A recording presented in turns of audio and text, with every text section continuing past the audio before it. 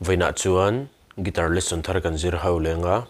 voina kan zir ho le tur chu Lil Zavan atok ti hla sakha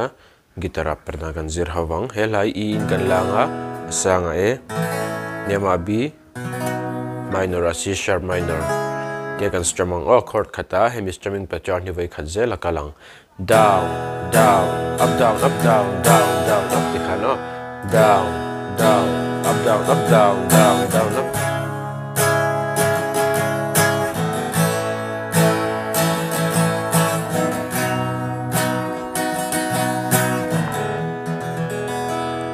ala pumpui ju kan strumming o ala nen kan play mil lenga uluk davin ilongai thalai don nya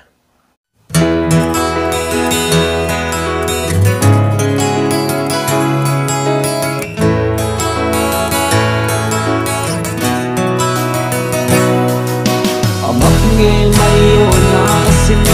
ka tuaran fan ku yasin itantin uleni ka pangasin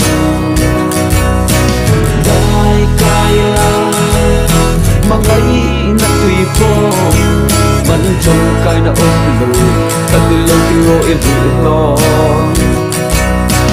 mai sang min chi na I lo phone ta mangai che I por so si ka sin sa mi chang ren hai chang te se la o le ka min sa sa lai ka vin lo te I se re ka sin tan mangai da fa ka tuar ne ya in ko ka ya ke te ya I ko pui ne na re be che kha ni pa khat to ra ta suat I shia hi ro ka la pa un che ka ke ga nge ka ti mai bai bo lo ke san be che ka tung si lo ni sil ve la ngai mo I pu ri tu di ki la ka chua lo kha ta ka nun ruwa kha dang am pe te ni ya sin ka ko pe I she to lo le ni ri lo ni no ti ya I hai te zo ngi ni pasan le mai si ai lo ram ta ya sai ngai lo ta na sa ya I mang cha ta I bai bai ka pari kia ki ta ki pia ka palo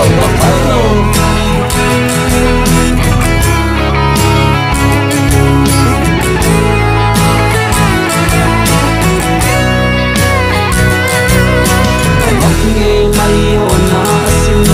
ka tuaran fan ku yasin itantin uleni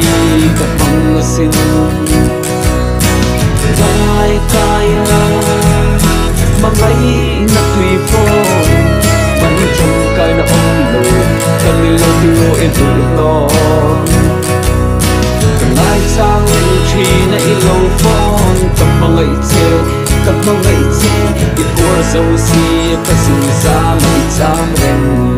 hai chang te se la o so yang in sang yam lo mai ila ka tu na che ka out of we for sin chal pa yang in ka ra ka pu nei lo mai ila I po ren la wi in tu ka sui fana sal ni si lo bin ni po ya bin siang ta nin ni si lo bin ni su na ka tang ta ni hi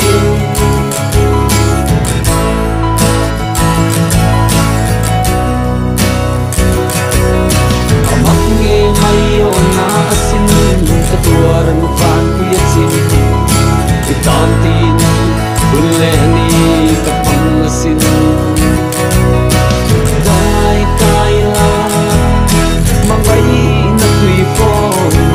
man chong kai na om lo kan mi lo ti ngo I du no kanai sang in chi na I lo phone ka mangai che I por so si ka sin sa mai chang ren hai chang te se la o ana si ang chang in an di vi la jang so da le chong mo I ke ni song ching ni na ma pa du leng in ri lu seng